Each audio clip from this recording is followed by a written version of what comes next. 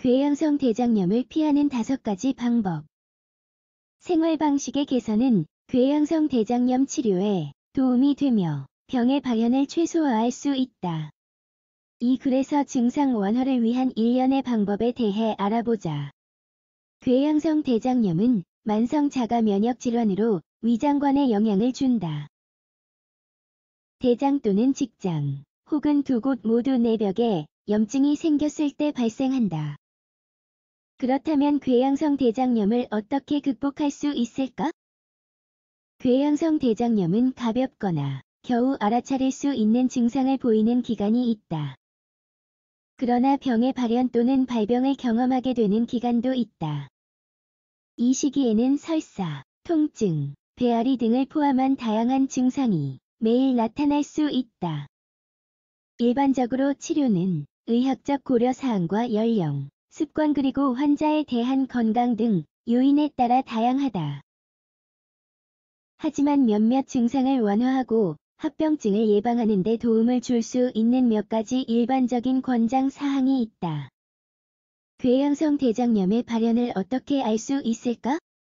궤양성 대장염의 임상 징후는 면역 체계와 생활 습관의 반응에 따라 사람마다 다를 수 있다. 실제로 많은 환자들이 가벼운 증상이나 무증상 기간을 경험한다.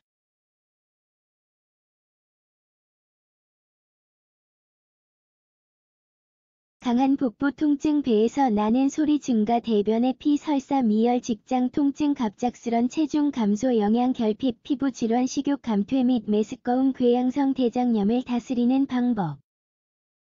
궤양성 대장염의 증상을 제대로 치료하기 위해서는 전문 치료를 받는 것이 매우 중요하다. 경험하는 증상이 궤양성 대장염 때문인지 아니면 크론병이나 계실증 같은 다른 문제 때문인지 전문의가 판단할 수 있다. 건강검진에는 혈액 검사, 대변 샘플, 발륨 권장 또는 대장 내시경 등의 검사를 포함한다. 검사 결과 궤양성 대장염 증상과 일치한다면 의사는 약과 생활 습관에 변화를 주도록 제안할 것이다. 매우 심각한 경우 수술이 필요할 수도 있다.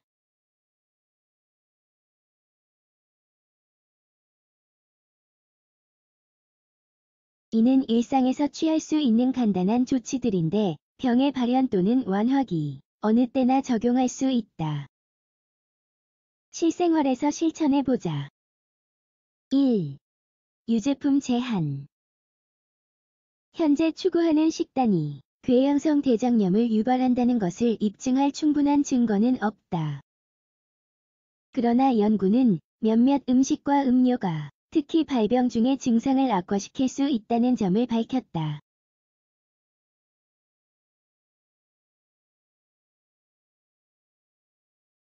유제품의 규칙적인 섭취는 복통, 설사, 방귀 같은 증상을 악화시킬 수 있다. 그러므로 우유, 치즈, 아이스크림, 그리고 가공된 요구르트의 소비를 가능한 한 제한해야 한다. 2. 섬유질 섭취 증가. 식이섬유는 소화 건강에 매우 중요한 역할을 한다.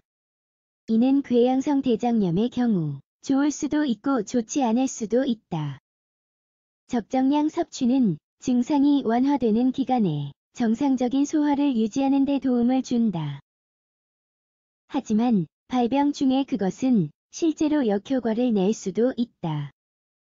섬유질 다량 섭취는 염증, 방귀, 그리고 설사 등의 증상을 악화시킬 수 있다. 그러므로 가장 좋은 것은 발병 중에 통곡물, 말린 과일, 견과류, 야채, 그리고 다른 섬유질 공급원의 섭취를 제한하는 것이다. 하지만 그것들의 섭취를 완전히 멈추지는 않도록 하자. 3. 주류와 에너지 음료 섭취 제한.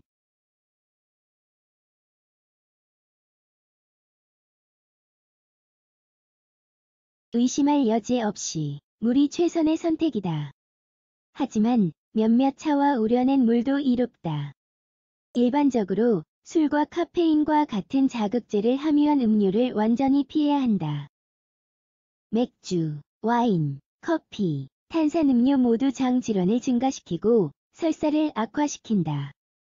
탄산음료가 가장 문제가 될 수 있는데 그것은 더 많은 가스의 축적을 유발하기 때문이다.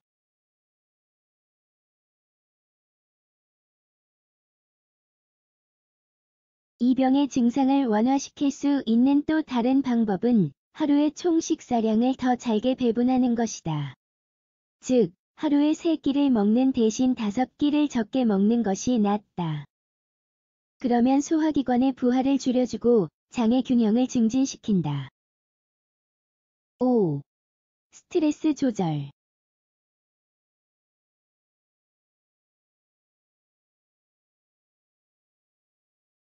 하지만 증상 완화에 있어 스트레스를 조절하는 것은 매우 중요하다.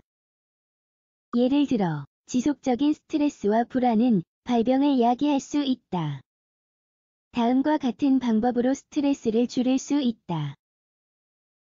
적절한 신체 활동 마사지 테라피, 아로마 테라피, 명상 및 요가.